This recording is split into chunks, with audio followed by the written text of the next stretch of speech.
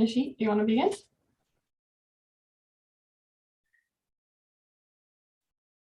Good evening and welcome to the 48th annual Zuber Moot.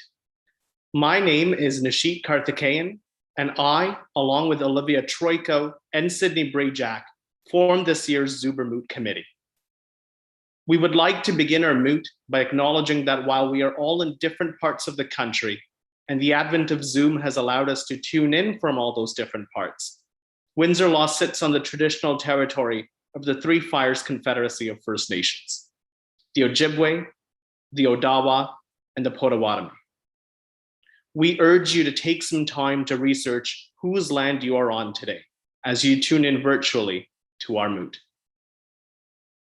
This is the second time that the Zuber Moot has been held online. And while we hope that that does not become a part of this time-honored tradition, we are enthralled that the pandemic has not put a stop to all that we cherish at Windsor Law. Running any moot, lest it be online, is a gargantuan task, and one that the three of us could not lift by ourselves. While we were on the other side of the Zoom screen last year, we have a new appreciation of what a Zuber Moot committee has to do. Thank you to last year's Zuber Moot committee, Shalina, Adrian, Megan, and Sarah, who spent countless hours to lay the groundwork for not only last year to happen, but tonight as well. We also could not have accomplished this without the guidance of many people, including our faculty advisors, Professor Curis and Professor Little Kwan, including Dean Boddy, who could not be with us live today, but has recorded a video of her address to the virtual Zuber Moot viewers, and all the legal professionals, professors, and upper year students who took time out of their busy lives to judge the preliminary rounds of the Zuber Moot. Lastly, a big thanks to all those students who took that leap of faith into the ocean of online mooting to participate in the Zuber Moot preliminaries. We hope that it was a worthwhile experience. The Zuber Moot is a student-run internal mooting competition that provides second and third year law students with an opportunity to practice their written and oral advocacy skills. The moot helps students develop an understanding of legal principles while learning about the appellate litigation process. The students compete in pairs in the preliminary rounds. Each year, the top 4 students from those rounds are selected to compete in the final. For those of you watching on YouTube, please see the description box for a downloadable link to the brochure, which outlines the case that the committee has chosen this year, the Queen and McCollman. The committee is pleased to announce the 4 finalists that you see on your screen. Halissa Muhammad and Anne-Mary Salama will represent the appellant. Rudra Christian and Natasha Daly will represent the respondent. Please join us in giving a loud virtual welcome to our 4 finalists. Next, we have the honor of introducing our esteemed finals judges. We are excited to present Justice Lloyd Dean, Justice Renee Pomerantz, and Justice Andrew Pinto. It is my pleasure to introduce the Honorable Justice Lloyd Dean. Justice Dean was appointed to the Ontario Court of Justice in 2005. He presides primarily as a criminal court justice. He is also a sessional instructor at the Faculty of Law at the University of Windsor, teaching criminal law to first-year students.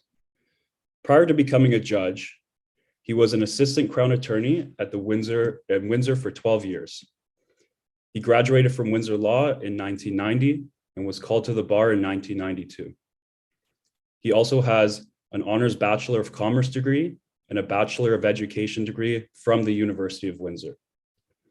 Nishit, Olivia, and I are 3 students who have appeared before him in this very moot, and we sincerely appreciate his support to Windsor Law and the Zuber Moot.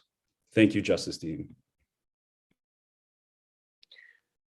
I'm pleased to introduce the Honorable Madam Justice Pomerantz, who has been a judge of the Ontario Superior Court of Justice since November 22nd, 2006.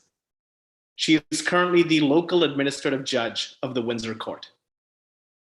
Prior to her appointment, she was counsel with the Crown Law Office Criminal in Toronto, where she appeared at all levels of court, including the Supreme Court of Canada.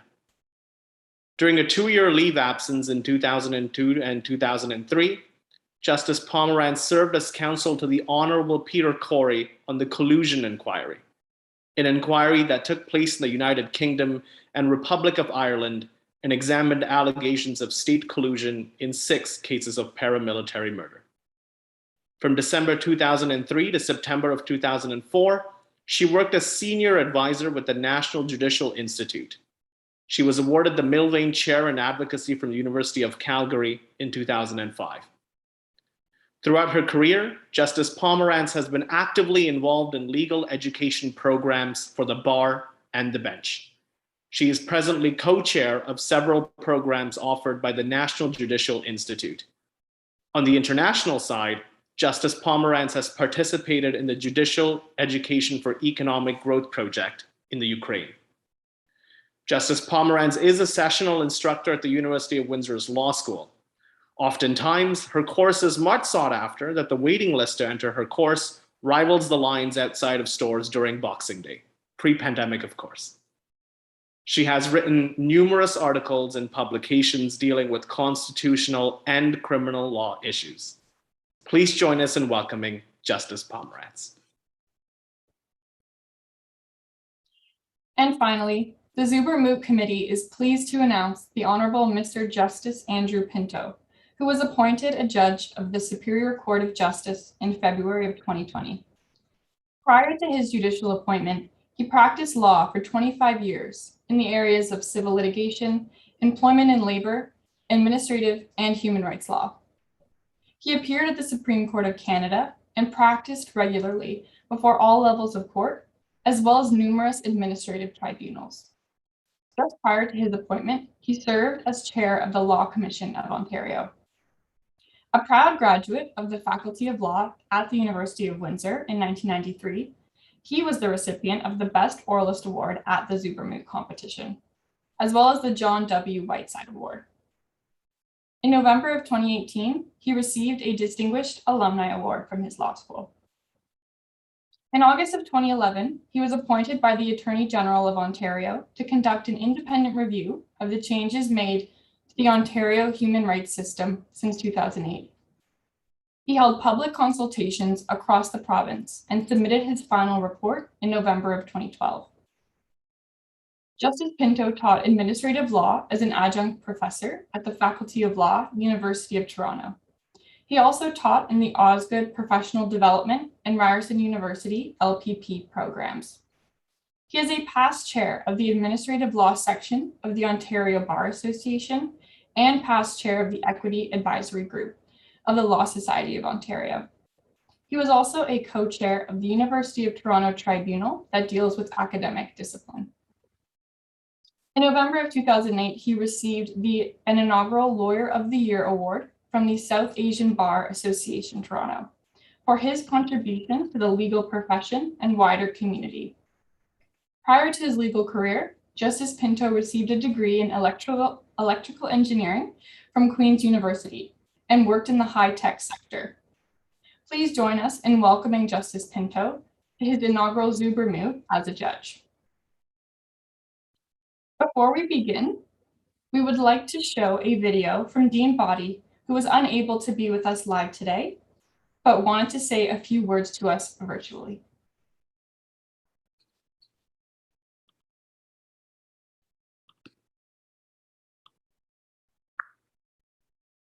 Good evening, everyone, and welcome to the 2021 Zuber Moot. Welcome to our students, faculty, staff, and guests. It's my honor to welcome in particular our esteemed panel of judges, the Honorable Justice Dean, Justice Pomerantz, and Justice Pinto. Thank you for being a part of this year's Zuber. We are honored to share our virtual space with you and grateful for your time, your talent, energies, and expertise. And congratulations to this year's finalists. You have excelled in legal competition, and we hope that you're as happy with your success as we are proud of you for achieving it. The Zuber Moot is a time-honored tradition at Windsor Law, being just a few years younger than the institution itself. This is the 48th year of the Moot, and the excitement that surrounds it is not diluted by the fact that the Moot is being run online this year. And as always, the Moot is run by a student committee that works diligently to ensure its success. And I take this opportunity to thank student leaders Sydney Brejak, Olivia Troiko, and Nishit Karkathian for their hard work. The collaborative spirit, resilience, and dedication to excellence that you've shown represents the very best of Windsor Law. And I turn it over to you, our Zuber Moot committee, to call the 2021 Zuber Moot to order.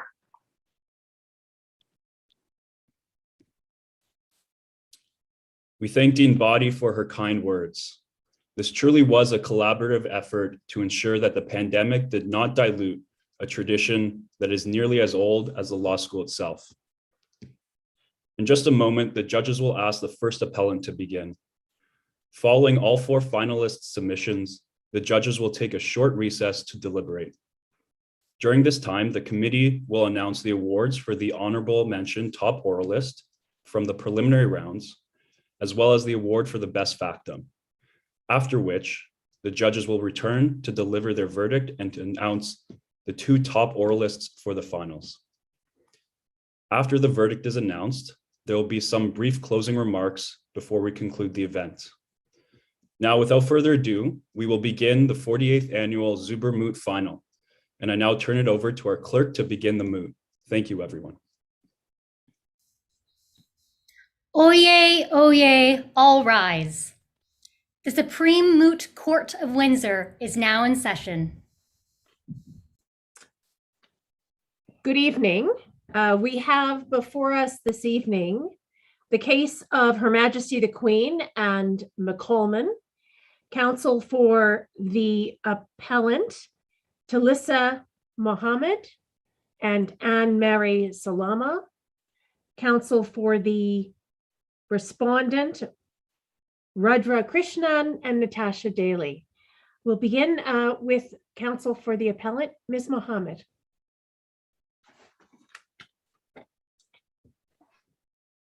Good evening, Justices. My name is Talissa Mohammed, and alongside my co-counsel, Anne-Mary Salama, we appear on behalf of the appellant in this matter, Her Majesty the Queen. Our friends appear on behalf of the respondent, Mr. Walker McColman. Justices, the Court of Appeal for Ontario has given impaired drivers an arbitrary legal loophole to escape liability by simply pulling on to private property. In crossing this finish line, they are home free from any police officer who has formed the legal intention to conduct a sobriety check on a public highway. The appellant submits that this cannot be the case because society has a strong interest in ensuring that police officers are given the flexibility to carry out their lawful duties, even where an individual has exited a public roadway and entered onto a private driveway. Today, the appellant requests that this appeal be allowed. This is because the random sobriety check carried out on the respondent's shared driveway was lawfully authorized, and so there was no charter breach. Subsequently, as my co-counsel will present, the evidence against the respondent should not have been excluded under Section 24(2) of the Charter. Moving forward, I will be presenting 2 submissions on the first issue. First, the police check was statutorily authorized under Section 48(1) of the Highway Traffic Act. Second, the police check was authorized under common law as per the ancillary doctrine test. Justices, the incident is illustrated in paragraphs 5 to 8 of the appellant's factum. But before moving to the first submission, would you like a brief recitation of the facts? Thank you, Ms. Mohammed. We are very familiar with the facts, and so I invite you to highlight those that you think are significant to your argument, but feel free to turn directly to your submissions. Thank you, Justice. Moving now to the first submission then, starting on paragraph 13 of the appellant's factum.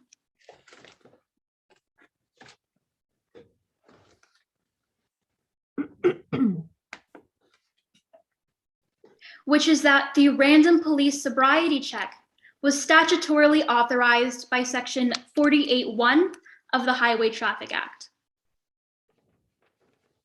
The appellant submits that the court below's statutory analysis was overly restrictive in ruling that because the respondent was no longer a driver on a highway, as per the plain text wording of the HTA, that the police stop could not have been carried out. But in declining to take their analysis further, their method of interpretation directly violates Supreme Court of Canada and Parliament authority, namely the modern principle of statutory interpretation in Rizzo and Rizzo, and Section 64 of the Legislation Act. These supreme sources of law dictate that legislation is to be read remedially and purposively, taking into account the purpose of the act as well as legislative intent. Could I ask a question? I'm sorry, Mike. No, please proceed. Ms. Mohammed, I know from your factum, you're going to argue that a broad approach should be taken to the interpretation of this section of the Highway Traffic Act, but I'm wondering how far that goes. So in this case, the individual was in a driveway, but what if the individual had managed to get inside the house before the police had conducted the testing? Would that also be within the reach of the Highway Traffic Act? Justice, if the respondent had gotten to the point where he was inside his house, that would be a much larger intrusion for this court to consider.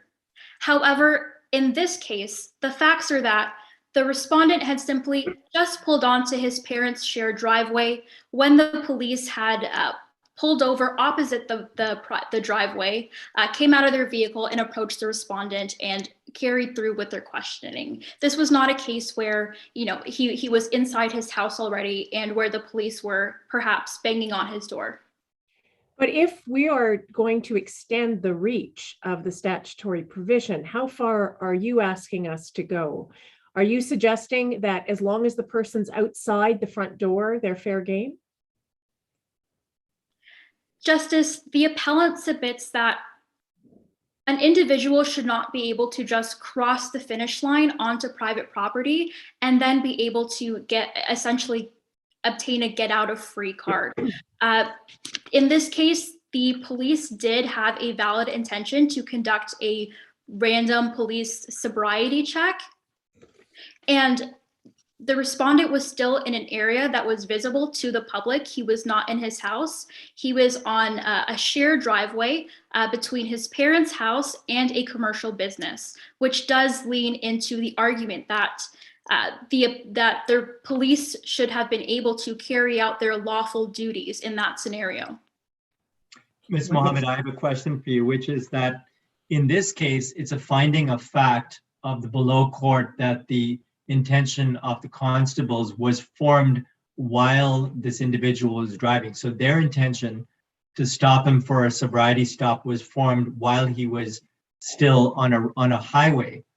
But the implications of what you're asking for, wouldn't you agree that it would require a court to, in the next scenario, to try to determine when that intention was formed? And that's almost an impossible task, and it would make it all too easy for police officers to always say, of course we formed the intention at an earlier point, but how do we ever control that? Justice, the scenario that is elucidated in the facts is that the police officers observed the respondent in the parking lot of a restaurant and a gas station.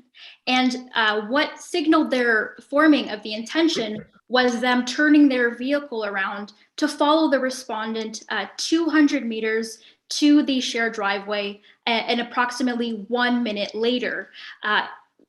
The appellant does take your contention that it sort of is a broad power that the police have where they could claim that they had an intention. But in this case, Section 48.1 is a broad power. It is a broad power that allows the police to form an intention to conduct a random sobriety check and carry it through. So just as a follow-up question to that, if another scenario, a police officer happens to be beside a house, a car comes by, enters the driveway, and the same facts occur, which is an inebriated individual comes out, and later on the police say that they formed the intention due to a clear history of this individual who's well known in the community as a drunk. Does that give the police the ability to now do something legal? Justice, the appellant is not submitting that the police should have the ability to spot someone on their private property and conduct a search unlawfully. The appellant is suggesting that where the police do have a valid lawful intention that they formed on a public highway, society has an interest in their ability to flexibly carry it through. But I guess my concern is that when we're talking about protection of the public, we know that if the police do observe erratic driving, if they observe someone swerving, if they have reasonable grounds to believe an offense is being committed, they can follow that person onto private property. Here, there was no apparent reason to stop the vehicle. They only discovered the intoxication after they approached the driver. Doesn't the ability to follow through on reasonable grounds provide the necessary protection for the public? Justice, Section 48.1 of the Highway Traffic Act doesn't require the police officers to observe any suspicious driving or for the police to observe any HTA infractions. It simply requires the police to be readily identifiable as such, for there to be a driver of a motor vehicle on a public highway, and for their stop to be for the purposes of determining of whether there is any evidence to make a stop. And in this case, the police did create a valid intention according to these criteria. And I would also like to highlight that the police only followed the respondent for about 200 meters before he pulled into the driveway, and about only 1 minute had elapsed. The court below did submit that, or sorry, they did rule that police officers should be immediately pulling over or carrying out their intentions. However, in terms of immediacy, 1 minute should meet that criteria, especially taking into account the dynamicism of the scenario where there are two police officers in the car. They have to consult each other upon identifying the respondent. They have to decide whether they're going to move forward with the stop and then ultimately carry it through. These are considerations that this court should take into account when considering this case. All right, thank you. Sorry, I know you've had one question after another, but I was curious about your opening remarks about an arbitrary legal loophole and a home-free sort of zone, and you talked about crossing the finish line, and the question was asked by Justice Pomerantz about going into a house, and you seem to imply that you were not okay with the finish line being the driveway, but you were okay with the finish line being the front door of a person's residence. And I don't see the difference between the two in terms of your opening remarks of racing to a driveway or racing to a driveway and running out of their car and racing to their front door. So why should there be a difference? Justice, the difference is that per the facts of this case, the former scenario is what took place. Perhaps if the second scenario had taken place, there would be a larger privacy aspect perhaps to consider. However, that is not the scenario in this case. The scenario is that the court below has adopted a strict construction of the words driver and highway that, as I had mentioned, create legal sanctuaries whereby an impaired driver may be able to just park temporarily on any piece of private property, even where they have no personal connection, to escape liability. And the Queen in Latosky does say that the police officers are not required to wait around to see if individuals are going to get out of their car once they're on private property or approach their front door or go into the house. The Queen in Latosky stipulates that they have to move along their way because police resources cannot afford to be wasted in such a manner. But that exacerbates the public policy concerns in this case, because the police are not required to verify that an individual has any connection with the piece of property that they've pulled onto in escaping police questioning. Okay, go ahead. I do see that my time is nearing its end, so I will rely on paragraphs 19 to 20 for the appellant's second submission, as namely the ancillary doctrine test as articulated by Fleming in Ontario, and specifically the first line of inquiry. Moving now to the second line of inquiry, which asks whether the police conduct was justifiable. And in this case, because the conduct minimally intruded on the respondent's personal liberty and was in service of the protection of the public as per the police's common law duties, this requirement is met. The court below stated that the respondent's personal liberty was particularly significantly infringed on because he was not able to move freely on his driveway. But this court should find that an intrusion of this nature. Sorry, I do see that my time is up. May I have a brief moment to conclude?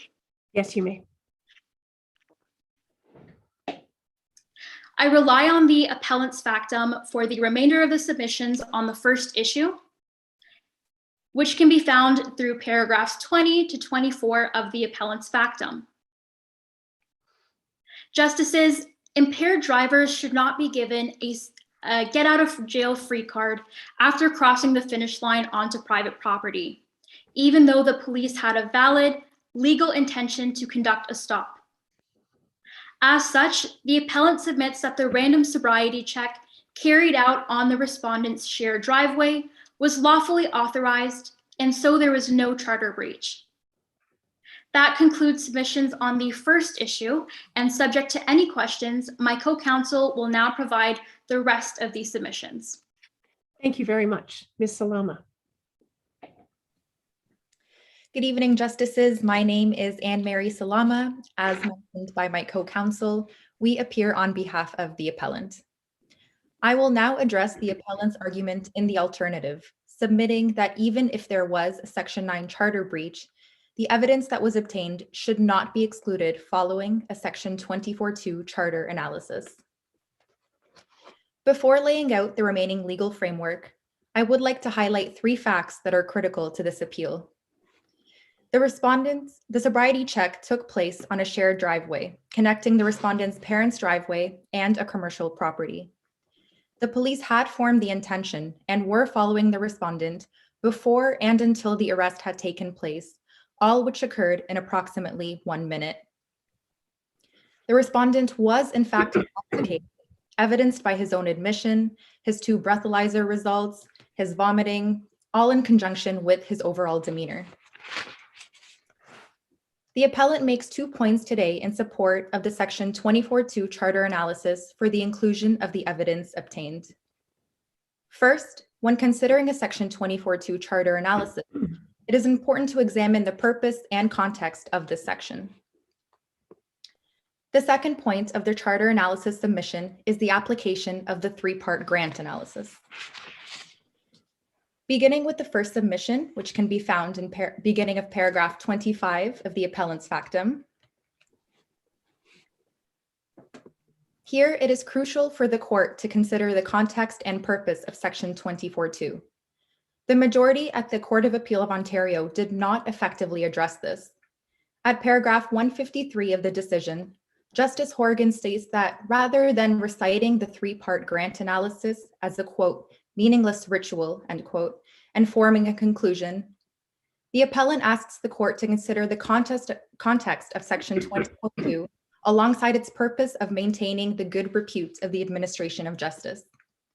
When considering context, serious charges, such as those relating to impairment in the operation of a motor vehicle, should not be disregarded based on technical or minor errors or mistakes made in good faith by police. In this methodical analysis, one fact should not trump or overwhelm the others. Applying this to the issue at hand, the fact that the evidence was obtained on a shared driveway should not significantly trump the fact that the respondent was intoxicated, having operated a motor vehicle. Keeping this context and purpose in mind, in the second submission found at paragraphs 30 through 43 of the appellant's factum, the appellant— Can I ask you a question about the first submission? I guess I'm wondering why a violation of a residential property wouldn't trump a crime. And I expect you'll probably come to this when you deal with the 3 grant factors, but it seems to me that even though it's a driveway, it's still residential property, and a person's home is a person's castle. And generally speaking, the courts have looked at those violations as very serious. So why wouldn't it perhaps trump the discovery of crime? Justice, there are 2 considerations here. First is that the driveway in which the stop was affected does connect to a commercial property. And so therefore, any heightened expectation of privacy is diminished considering this. The second consideration relates to the application of the grant analysis, and that the court asks that the grant analysis be assessed as a balance. And so there, one fact should not overwhelm or trump the others, but that all facts should be balanced when considering the entirety of the grant analysis. And this, again, is for the purposes of determining whether the evidence obtained should be included. Are you suggesting that purpose and context should change the way we balance under the grant factors? Justice, the appellant submits that purpose and context should always be in the court's mind when assessing all the facts and when balancing all the facts. Okay, thank you. In the first line of inquiry, the appellant submits that a potential Section 9 Charter violation was only technical in nature and was therefore only trivial. Both Constable Lobsinger and Constable Hicks believed they were authorized to conduct a stop for the purposes of determining intoxication pursuant to Section 48(1) of the Highway Traffic Act. Had the stop occurred a mere few feet from where it took place, we ultimately would not be here today. The officer's intention to form the stop began while the respondent was entering his vehicle, having just left an establishment that does serve alcohol in the early hours of the morning. This intention, acted out on in good faith, continued as they followed the respondent for 200 meters alongside a public highway where he was indisputably a legal driver under the Highway Traffic Act. Likewise, these sequence of events all took place in approximately 1 minute. As discussed by Justice Horgan, the reason these facts are of importance is based on the recognized notion that while police are certainly expected to know the law, they cannot and should not be expected to conduct debatable constitutional evaluations during the course of a dynamic interaction with a member of the public. In paragraph 92 of the Queen and Patterson, the Supreme Court of Canada has recognized that legal uncertainty is a consideration that the court can take into account when assessing charter violations that result from police misconduct. To the extent where there is applicable jurisprudence, In cases like the Saskatchewan Court of Appeal decision of the Queen and Anderson and the Ontario Superior Court decision of the Queen and Alreyes, both courts accepted the fact that the officers who effected the stop was authorized to do so on private property, given that they had formed the intention to conduct the stop for a legislatively authorized purpose while on public highway. Specifically, the court in Anderson found that the stop was deemed reasonably necessary when considering the nature of the liberty interfered with did serve a public purpose. Paragraph 33 of this decision highlights that this public purpose was to prevent and deter individuals from operating a motor vehicle after consuming too much alcohol. This same public purpose is relevant in this present matter. Regarding the second line of inquiry, while the appellant understands the seriousness of the right to privacy, on the facts, the appellant submits that there was no serious impact on the respondent. The shared driveway that is used to access the respondent's home connects to a commercial property. As such, it cannot be held to the same standards as any ordinary private roadway. Ms. Lama, I want to make sure I heard you correctly. Are you suggesting at the beginning of your submission on the second point that the impact was minimal? Yes, Justice, that is the appellant's position. Okay, all right. I just want to make sure I heard you correctly. Ms. Salama, so with respect to that, what we know from this case is that Mr. McColeman drove, I think, 200 meters, but doesn't that then go to the fact that it's just a very short amount of time, really, and it also means that what if we have to recreate history, what might have been is that he was driving drunk for 200 meters. I mean, when I'm balancing the potential disrepute to the administration of justice, we have to balance the intrusion onto the individual and the charter breach against what the public might think and bring the administration of justice into disrepute. So my question to you is, why are you so focused on the sort of inebriation aspect when, if you do these same facts, the next individual could be just blowing over 81 instead of 120? So in other words, just a very minor blowover, and the facts could be similar with respect to the potential amount of time that the individual was supposedly driving drunk on the road. Justice, of course, while in this instance, Mr. McColeman did not drive for a very long time. It was only 200 meters. But the decision of this court would set precedents that in the next scenario where someone's driving for much further, say they're driving for 10, 15, 20 minutes, and they are inebriated, this poses a significant risk to public and to public safety. And so in this case, the 200 meters may be deemed as an aggravating or mitigating factor when balancing the grant analysis and when balancing all the factors. But again, it is the appellant wants to raise the importance of the precedent that this court would set moving forward for anyone else in the future who essentially may get off and not be held to,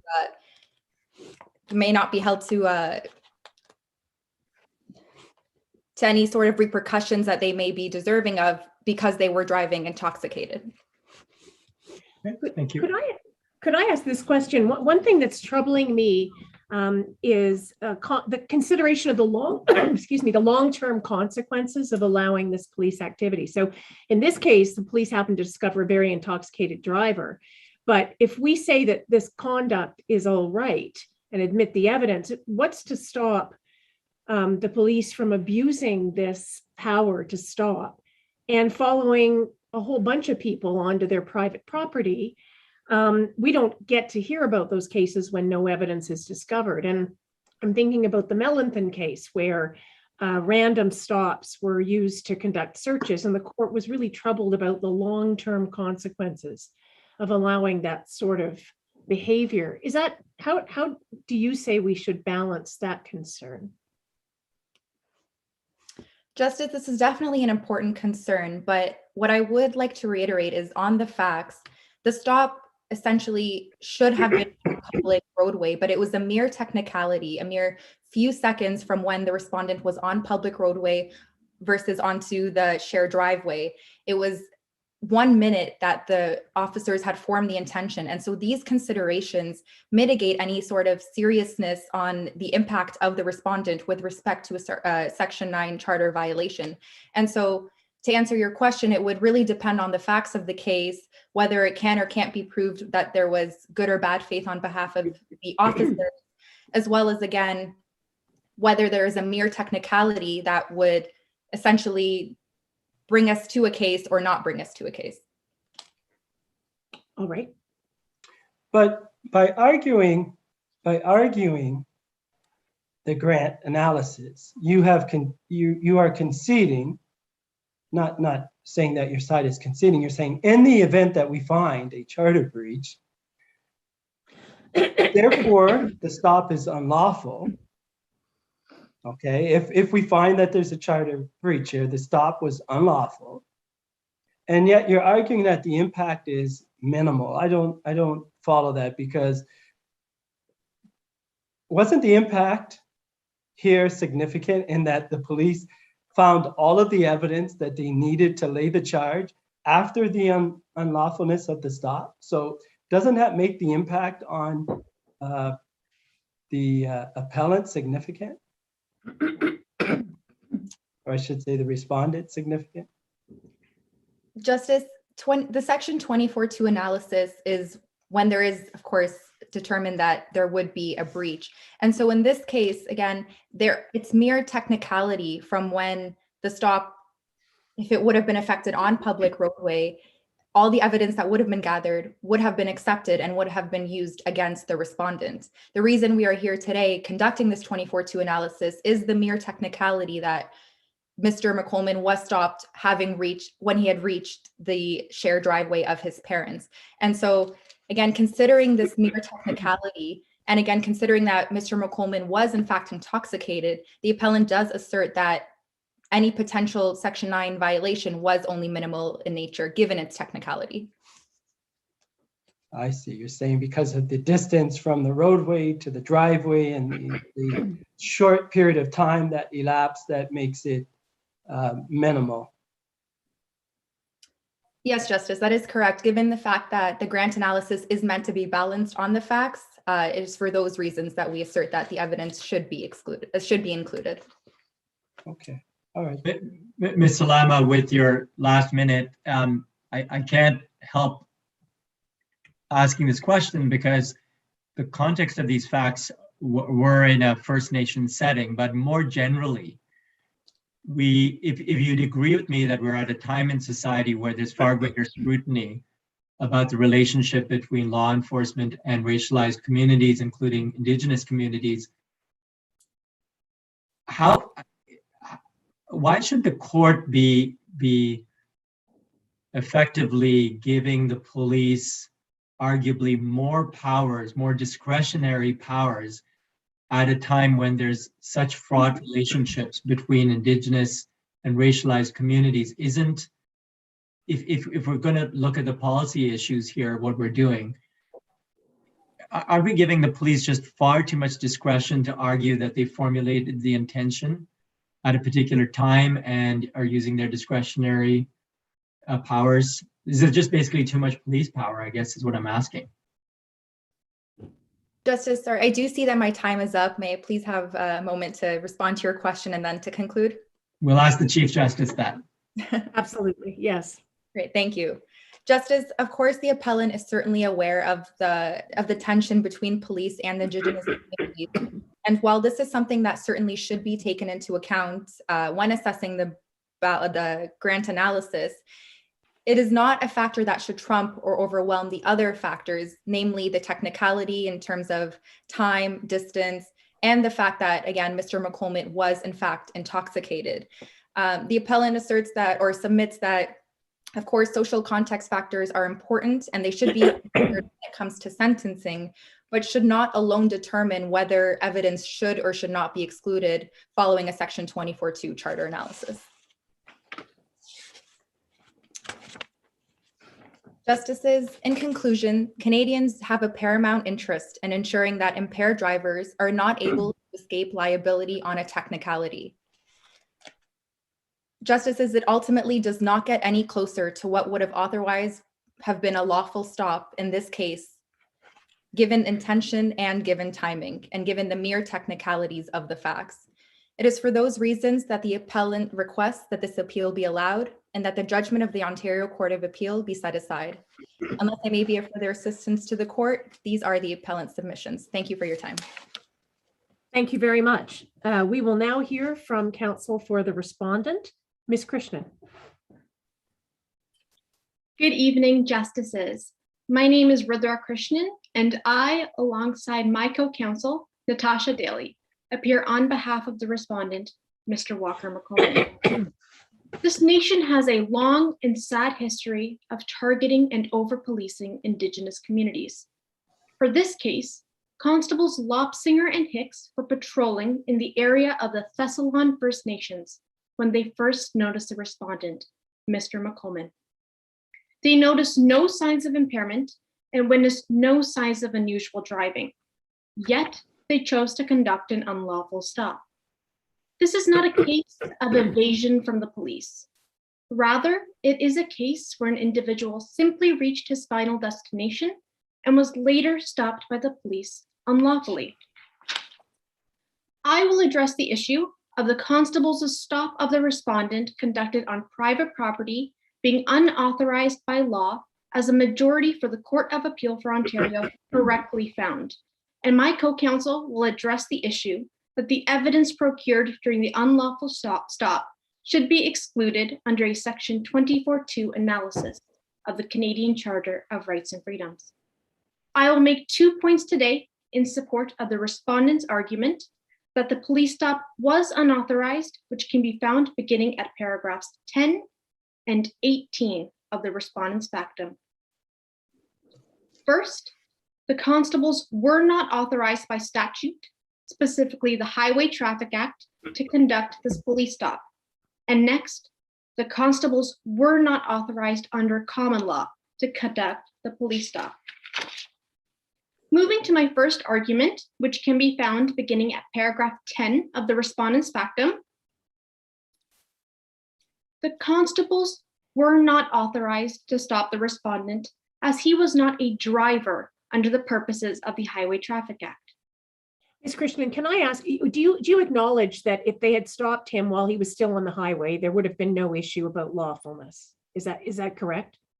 Yes, Justice. If they had stopped him while on a public highway while he was still a driver, the stop would have been lawful. However, the stop happened while he was no longer a driver and no longer on a public highway. But if they have the authority to stop and they have they formed the intention to stop, and the person just happens to pull into private property, isn't that a rather random and legally irrelevant event? Can't it be seen? I mean, they're ready to stop. This person unexpectedly pulls onto private property. Why does that oust their ability to discharge their duties under the Highway Traffic Act?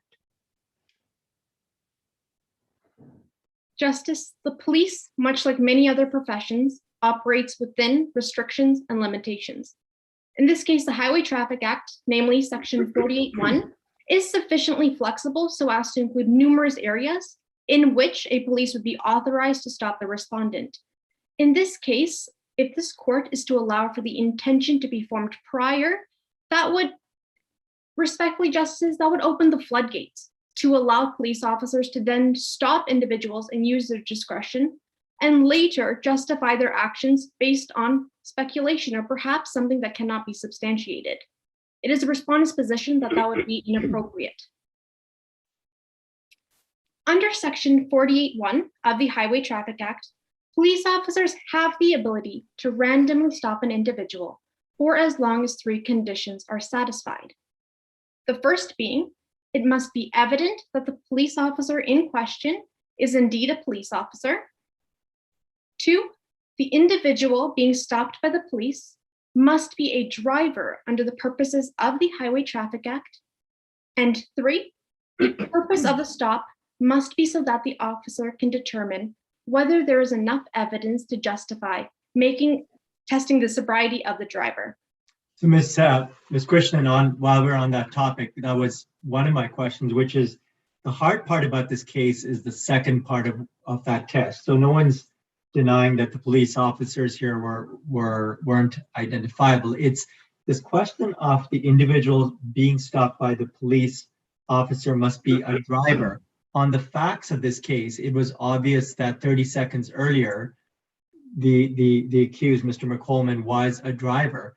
And my recollection is that in the below decisions, the Crown said that we can limit, there is a way of interpreting the Highway Traffic Act in a protective sense, whereby so long as it is effectively a continuous transaction of the driver and you need the intention to be formulated in advance to stop. It's a continuous action. If by incidents or by there is a turn into a private driveway, that should not be a reason not to stop the individual. So what's wrong with adopting the Crown's position that if we can find continuous action, the individual continues to be a driver? Justice, it is a respondent's position that even in that circumstance raised by the Crown, that individual would not have been a driver for as long as they'd entered private property. Had this been a case of evasion, the police officers would have had the reasonable suspicion to then encroach on the respondent's private property.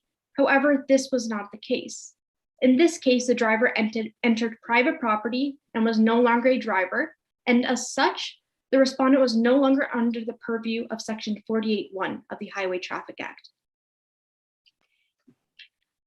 Can I pick up on the evasion point?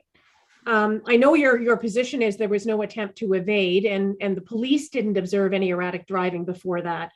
But given what we now know about the state of the accused or the appellant's or respondent, forgive me, the respondent's sobriety, might we infer that, well, the police weren't aware of his intoxicated state, he was, and when he saw a police car, he decided to act quickly and evade any detection?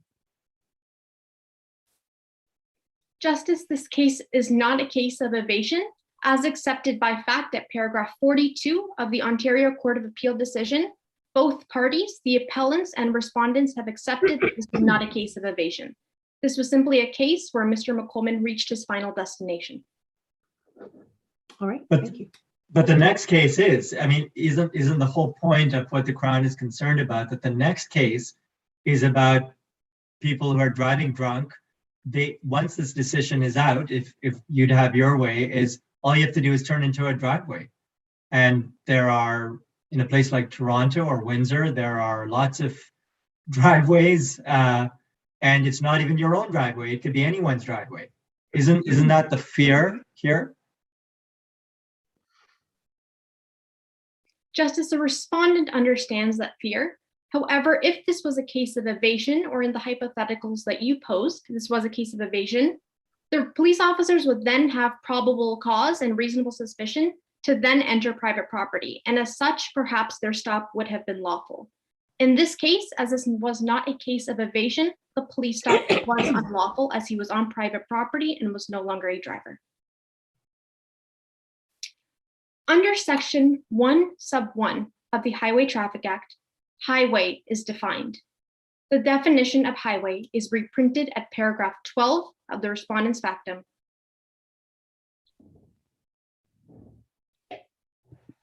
Justices, the legislature has been so specific so as to include areas under the definition of highway that range from street to trestle. However, one thing is missing. I would like to draw the court's attention to the fact that under this definition of highway, private property is not included. and private property is indeed where the respondent was stopped. As such, the respondent was not a driver at the time of the stop, and the constables are disqualified from acting under the authorization of Section 48(1) of the Highway Traffic Act. Our friends have argued that a purposive interpretation of the Highway Traffic Act is necessary. However, it is the respondent's position that even when giving the Highway Traffic Act a purposive interpretation, the police stop was still not authorized under legislation.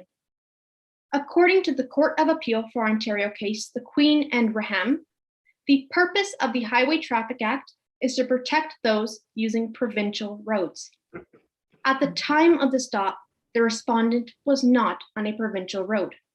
Rather, he was safely parked on a private driveway, and he had actually exited the vehicle and walked to the other side. But there's no guarantee. There's no guarantee he wasn't going to get back into that vehicle, though. We now know how intoxicated he was. It's entirely possible he might have gotten back into that vehicle and driven again. Wouldn't that jeopardize public safety? Justice, it was accepted as fact that this was the respondent's final destination. However, in the hypothetical you posed, and if he had re-entered public property, the police would then have the authorization to stop him, as he would have been a driver and on a provincial road. Going back to the definition that you point out, this was a shared driveway to a driveway to a residence as well as a driveway to commercial property. And you point out the definition in paragraph 12 of your factum.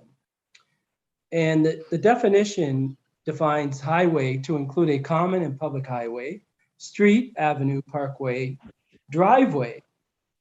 And it continues on and it says, any part of which is intended for or used by the general public for the passage of vehicles. So my question is, the fact that it was a shared driveway into a commercial enterprise, isn't that access that the public has? So does this not really fit the definition? Justice, it is accepted as fact that this was indeed private property. Additionally, under the Ontario Superior Court decision, the Queen and Dillon, the public have an implied license to enter private property, depending on the nature of the property and on the purpose of the entry. While the respondents do accept that this was indeed a shared property, part of it was still under the ownership of the respondent's family. As such, it was private property. Additionally, with respect to the purpose of the entry, the purpose of the entry for the police was not to engage in business endeavors with the commercial establishment. Rather, it was for the purpose of stopping the respondent on his own private property. As such, the shared driveway does not fall under the definition of highway. Ms. Krishnan, so I wasn't sure whether Justice Lloyd had another question, but if you don't, go ahead. Justice, do you accept, Ms. Krishnan, that in Saskatchewan, the law, I think it's the Anderson case, do you accept that the law is different? And I guess my question is, do you just say that the law in Ontario is and it's fine for the law to be different, or are you asking that what the Saskatchewan, I think, Court of Appeal is doing can be reconciled with what the Ontario Majority Court of Appeal has done? Because I'm just concerned about having a patchwork of different interpretations of highway traffic laws across this country on an important issue. Justice, the respondent does acknowledge your concern. However, in the case the Queen and Anderson, which was indeed a Saskatchewan Court of Appeal case, the legislative scheme of their Traffic Safety Act was very different from that of the Ontario's Highway Traffic Act. For the offense that the individual in the Queen and Anderson was charged with, did not impose the requirement that that individual be a driver. And as such, it did not have the requirements that the respondent in this case, Mr. McColeman, had to have followed in order for that police stop to have been lawful. In that case, while the Saskatchewan Court of Appeal may have contended and argued that forming the intention earlier may have been fine, in this case, the legislation is very much so different, and as such, this case is not applicable to the case at bar. Thank you. Moving to the respondent's second argument, which can be found at paragraph 18 of the respondent's factum. The police stop was not authorized under common law either. As established in the Supreme Court of Canada case, Fleming and Ontario, determining the applicability of the ancillaries powers doctrine requires a two-stage inquiry. The respondents will focus on the second stage of the inquiry. For the second stage of the inquiry, Fleming includes three factors established in the Supreme Court of Canada case, the Queen and MacDonald. Those three factors including the importance of the performance to the duty to the public, and two, the necessity of the interference with the individual liberty for the performance of that duty. The respondents will focus on the second factor. Justice, I do see that my time is up. May I have a brief extension of time to conclude? Yes, you may.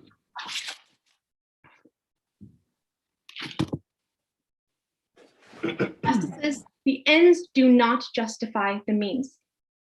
Just because it was found that the respondent was impaired does not justify the unlawful stop. The police stop of the respondent was not authorized under statute nor common law. Under Section 48(1) of the Highway Traffic Act, the respondent was no longer a driver and his unlawful stop would not align with and advance the purpose of the Highway Traffic Act, which is to protect those on provincial roads. Additionally, the police stop was not authorized under common law as the interference with the respondent's liberty was not necessary. Now, Justices, my co-counsel will address the grant analysis. The respondents rely on the remainder of the respondent's factum for the remainder of the submissions regarding the first issue. Thank you. Thank you, Ms. Krishna. Ms. Daly. Good evening, Justices. My name is Natasha Daly, and I appear on behalf of the respondent. If this honorable court does find that there was in fact a Section 9 charter breach, I will now turn the court's attention to the respondent's position that a proper Section 24(2) analysis does support exclusion of the evidence. Having regard to all the circumstances, the admission of this evidence, specifically the officer's notes, as well as the respondent's statements and breath samples in the proceedings, would bring the administration of justice into disrepute. The overarching purpose of a Section 24(2) analysis is to effectively strike a balance between ensuring police are able to do their job and upholding the fundamental rights of Canadian citizens, all the while focusing on the long-term repute of the administration of justice. In the exercise of this court's discretion, each line of inquiry must be assessed individually, with the overall balancing occurring at the end. It is the respondent's position that the majority of the Court of Appeal for Ontario correctly established that exclusion in the case at bar was necessary. Today, I will make 3 submissions in support of this position, which reflect each line of inquiry of the grant test set out by the Supreme Court of Canada. First, the conduct of the constables was sufficiently serious to warrant exclusion. Second, the breach profoundly impacted the respondent's charter-protected liberty interest and was grave enough to warrant exclusion.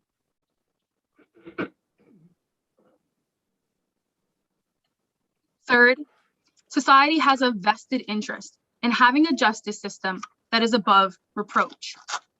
So, Ms. Daly, may I ask you a question about that? And if I can hopefully very quickly paint another scenario to you. So we know the facts of this case. Now, put yourself in the shoes of the police officers. The law is that they can't arrest this individual because it's private property. How long do they have to wait there now? Because if they leave the scene and this individual gets back in the car, what do you think the public news story is going to be? That these completely negligent police officers saw an inebriated individual get out of the car and they did nothing about it. So they now wait. Do they wait 5 minutes, an hour, 2 hours? I mean, when we talk about bringing the administration of justice into disrepute, isn't it far more likely that a minor intrusion onto the civil liberties of an individual who is inebriated, isn't that far less a concern, especially with such a limited amount of time on the driveway, versus what the alternative is and the risk that the public faces for an individual who is inebriated and might get back in the vehicle? Justice Pinto, your point is well taken. However, it is the respondent's position that in that particular case, first of all, at common law, the police officers are not required to stop or wait around in order to see if there is any sort of signs of impairment. They can choose to continue on their way and therefore hold no liability for what that driver does afterwards. However, if there was reasonable suspicion, this case would be different. The question before this particular court is whether or not police have the opportunity and the option to pursue an individual onto their private property to conduct a sobriety stop when there was no reasonable suspicion. It was a finding of fact that there was no reasonable suspicion in this case until the stop had already been effected, which was at the point where the arbitrary detention had already occurred. As well, it is the respondent's position that on a Section 24(2) analysis, given the societal focus the court must take, the public interest of deterring drunk drivers off of the road should not outweigh the public interest in also ensuring that we're not giving police too much power, specifically when we consider the social context of the case at bar. Can I ask a question? And I think you're probably going to come to this in a moment. It relates to the first set of grant factors and how serious this is.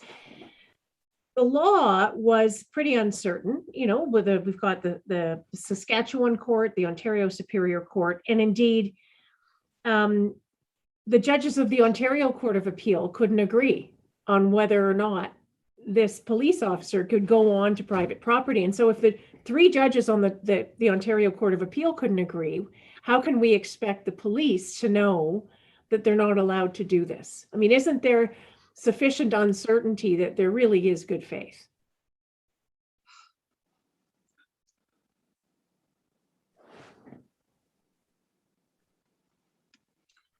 Chief Justice, although the law was unsettled on whether a sobriety stop on private property at the time of the incident was lawful, the law surrounding arbitrary detention was well settled, and any properly trained constable would have been aware of the charter standards to be upheld.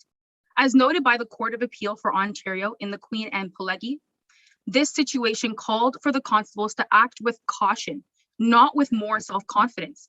To the extent that there was any confusion in the minds of the constables as to the lawfulness of their actions, the constables were well aware that they may have been entering a zone of risk for unconstitutional conduct, yet they proceeded anyway. This falls woefully below the professional standards required of law enforcement in the respondent's position. Thank you. Turning to the first submission, which begins at paragraph 34 of the respondent's factum. The conduct of the constables. Sorry, Ms. Daly. Sorry. That is all right, Justice. I tried to stop you, but I was muted. Doesn't the fact that they had formed an intention to stop and check the sobriety of the driver lessen the arbitrariness, like the arbitrariness of the detention? It wasn't really arbitrary in the sense in their minds that they had this intention to stop the vehicle to check for sobriety, but it turned into a driveway. So what is so serious about their actions? What was so serious about what they did? It is the respondent's position that given the fact that, according to the Queen and Grant, a Section 24(2) analysis must have an objective focus, the subjective intention of what was in the mind of Constables Lobsinger and Hicks at the time of the events occurred should have no bearing on the court's assessment of the seriousness or on the gravity of the impact that this breach had on the respondent. The truth is that despite their erroneous belief regarding their lawful intention, it was in fact unlawful. And that's what the court should take into account. Particularly to your question surrounding good faith, it was a finding of fact in the court below that there was no bad faith on the part of the officers. However, the Queen and Lee makes it very clear that the absence of bad faith is not to be equated or considered a positive finding of good faith either. As well, the social context of the case at bar increases the seriousness of the breach, which I will turn to if the court is content. On the context, I know you have focused quite appropriately on the fact that this was an Indigenous community, but there's another part of context, and that is that we're talking about driving. And we know from many cases that driving is highly regulated activity. It's not a right, it's a privilege. And doesn't that figure into the assessment of the impact and whether the evidence should be excluded? It is the respondent's position that while driving is a highly regulated activity and should be taken into account on the overarching societal focus of the case at bar, as my co-counsel noted, driving is also something that the court should take into account. However, it shouldn't eclipse the overall social context surrounding the over-policing of Indigenous communities while driving or while on their private driveway, in their homes or elsewhere.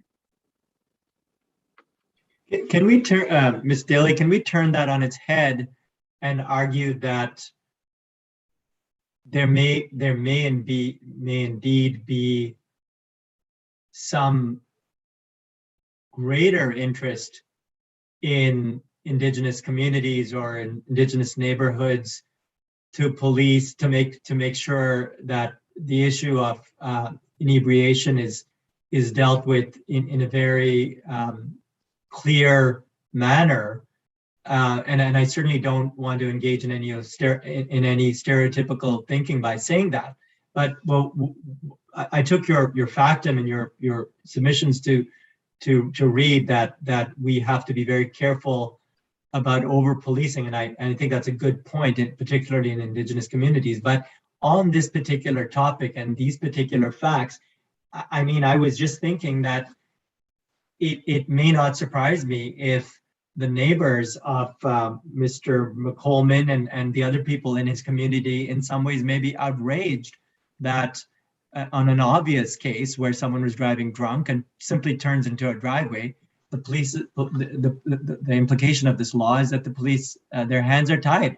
I mean, doesn't that bring the administration of justice into disrepute in that particular social context?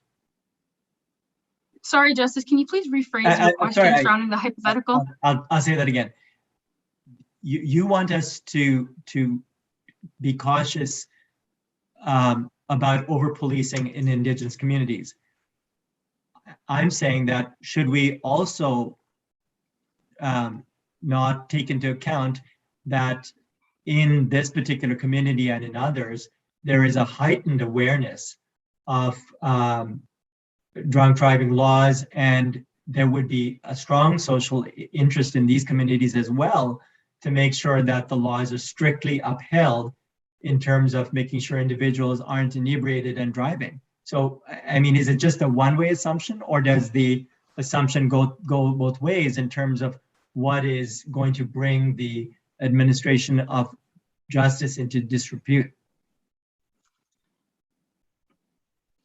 Thank you, Justice.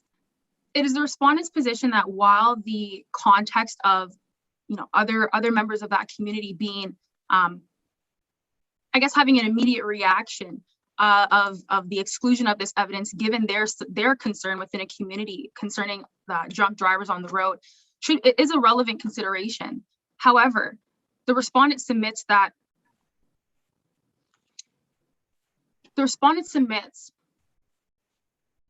that is an issue that can be taken into account within the community, particularly when it comes to First Nations people. given what is known about the collective and community focus of Indigenous communities, that is something that could be left better to their own cultural norms surrounding how they deal with community policing and safety surrounding their particular culture, and therefore taking a culturally competent approach to that concern would be of better use than this court taking the opportunity to increase westernized methods of policing that are already causing deep mistrust and stigmatization within that particular community. Thank you.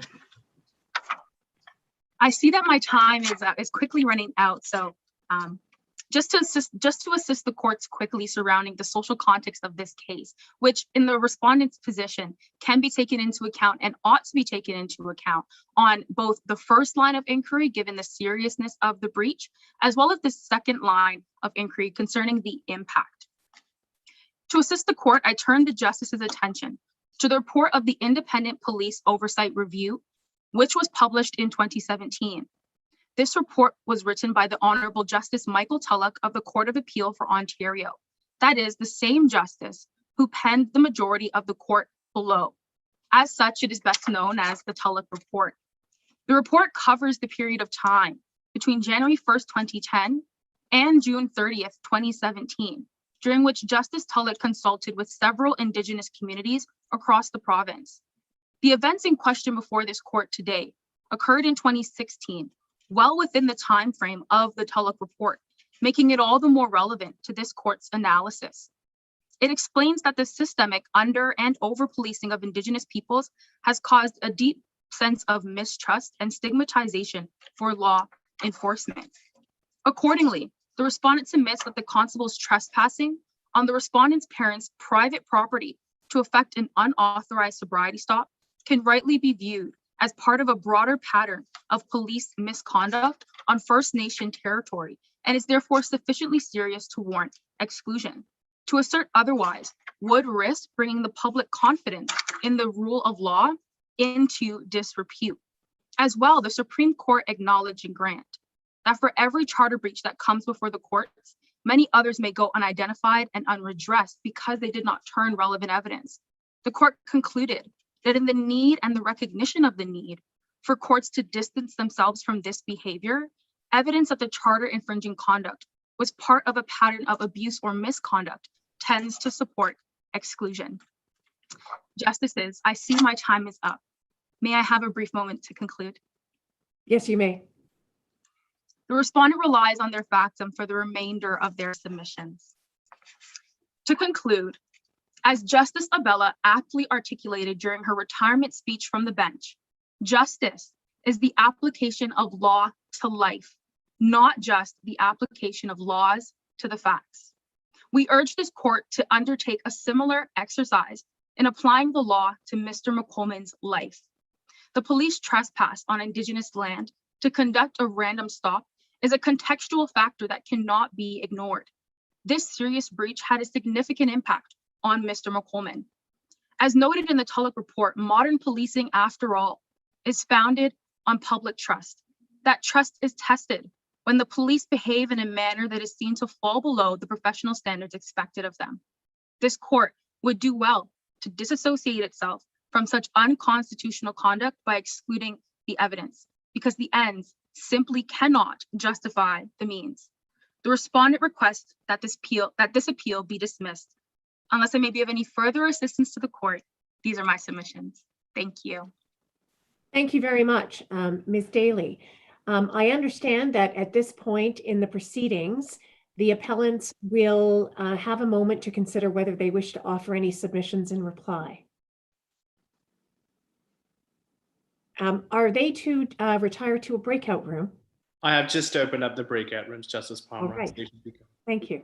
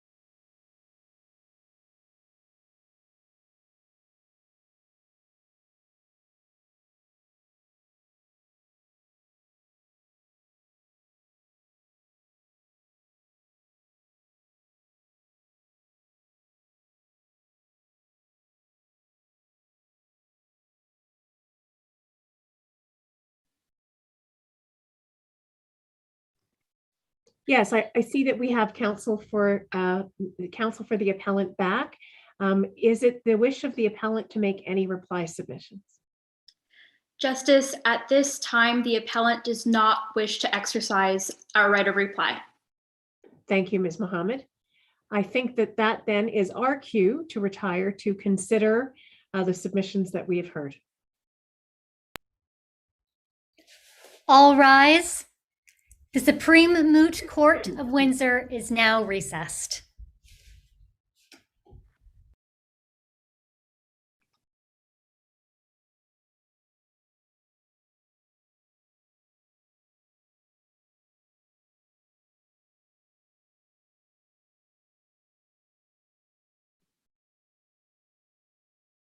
The committee would like to take this time while the judges deliberate to formally recognize the efforts of a few participants from the preliminary rounds.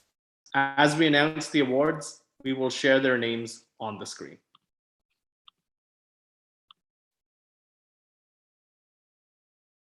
The first award, I should say, is for the best factum, which goes to the team with the highest scoring factum. This award goes to Robin Goldberg and Justin D. Camillo. Congratulations. The committee would also like to recognize another individual who impressed us during the preliminary rounds. The Honorable Mention Top Oralist Award goes to Leandra Dennis. Congratulations again.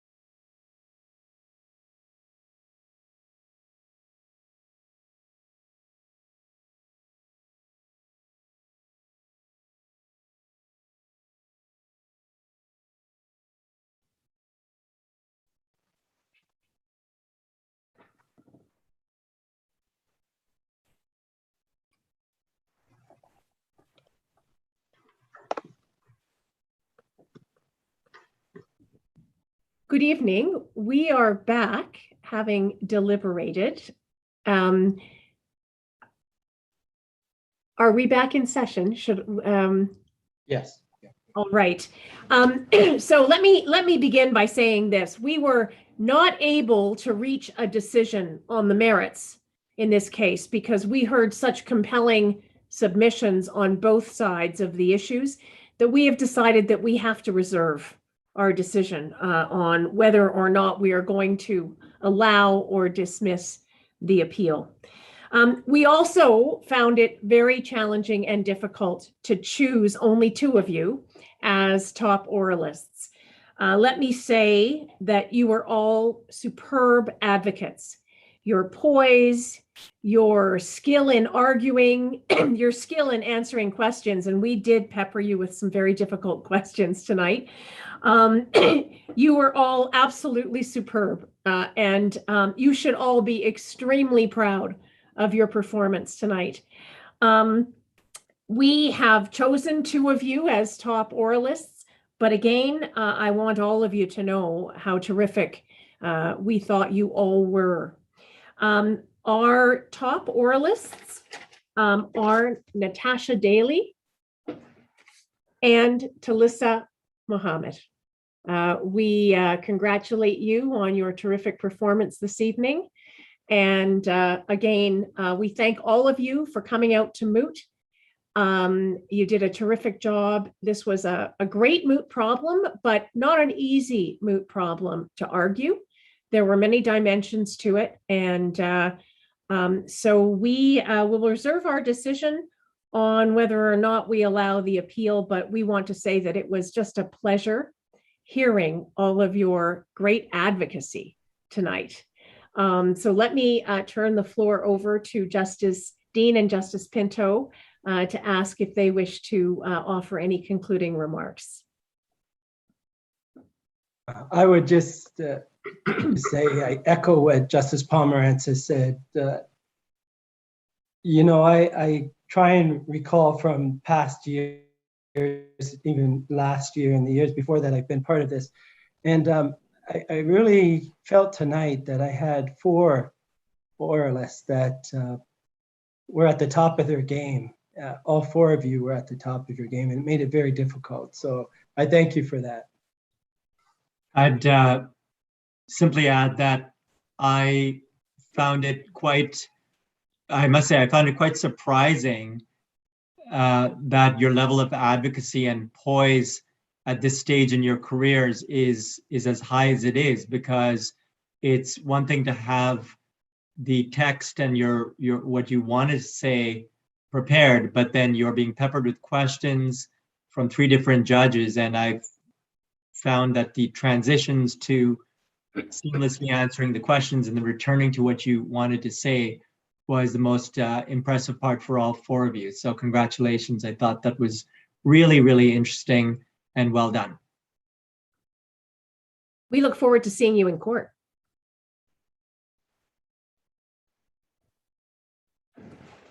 Thank you, everyone.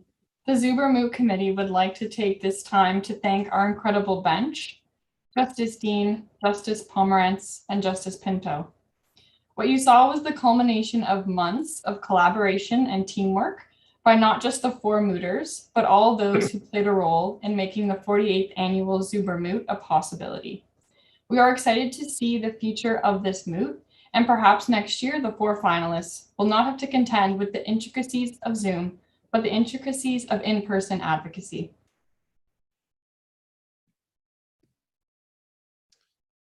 Now, we cannot leave without thanking all of you, the audience, for coming out and supporting our finalists. We hope many of you will take part in this competition next year and take advantage of the many learning opportunities Windsor Law has to offer. Congratulations once again to our finalists. We know this is only the beginning of a very fruitful and accomplished career for them. We hope you will support them as they take on the responsibility of organizing next year's Zuber Moot competition. The 2021 Zuber Moot is now adjourned until next year. Thank you all for joining us and have a wonderful night. We hope all of you and yours are doing well and keeping safe. Thank you.